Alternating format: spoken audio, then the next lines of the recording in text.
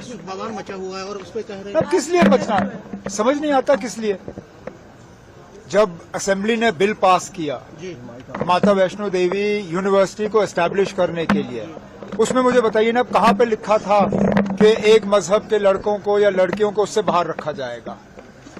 उस वक्त ये कहा गया था कि इसमें एडमिशन जो है मजहब देख के नहीं होगा, सिर्फ मेरिट देख के होगा।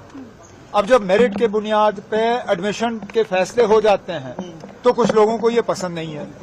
अगर आपको बिना मेरिट के एडमिशन करना है तो सुप्रीम कोर्ट से इजाजत ले लीजिए, क्योंकि जहां तक मैं जानता हूं बिना मेरिट के आप एडमिशन दे नहीं सकते हो।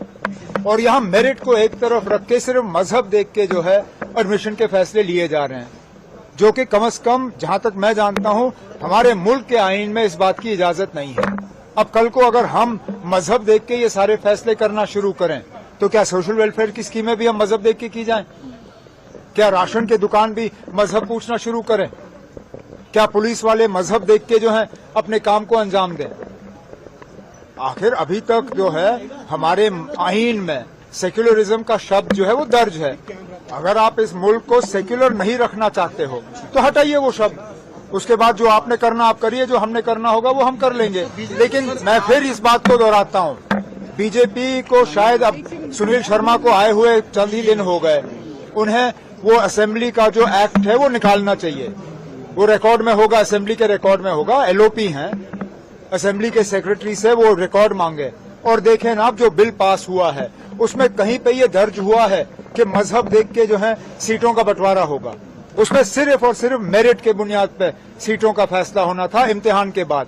अब इन बच्चों का क्या कसूर है अगर मेरिट जो है इम्तिहान में ये आगे आ गए? मेहनत करिए और इम्तिहान पास करिए और एडमिशन हासिल करिए। बिजली का हाइक है, बिजली हाइक पे कोई बिजली हाइक नहीं है ना, कोई बिजली हाइक नहीं है। ये पता नहीं कहाँ से बात चली है।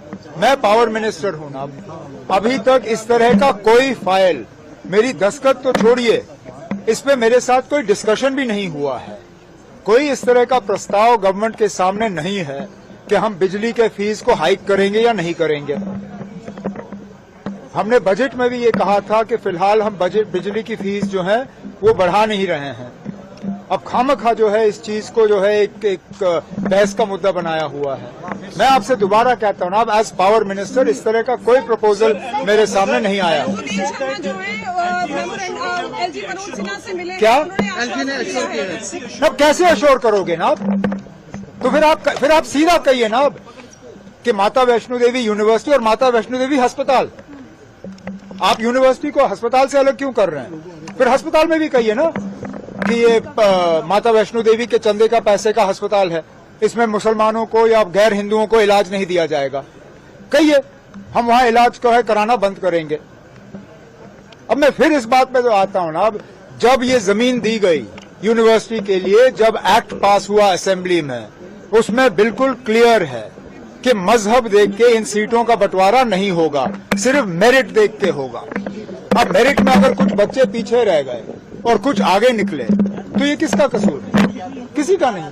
सीएम साहब, ई ऑक्शन पर क्या कहेंगे जो आज? तो अच्छी बात है, ये 7 ब्लॉक्स हैं, ई ऑक्शन किया जा रहा है इनका।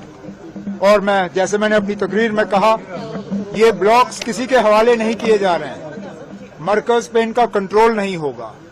Ministry of mines, government of India हमारी मदद कर रही है ताकि ट्रांसपेरेंट तरीके से ये अलॉट हो जाए, इनमें माइनिंग का काम शुरू हो जाए। और लाइमस्टोन जो है वो सीमेंट के लिए एक बहुत जरूरी रॉ मटेरियल बनता है। कोशिश की जाएगी कि न सिर्फ वहां माइनिंग हो, बल्कि अगर एक आध वहां सीमेंट इंडस्ट्री भी लगे तो वहां पे जो बेरोजगारी है उस बेरोजगारी को थोड़ा हम कम कर पाएंगे।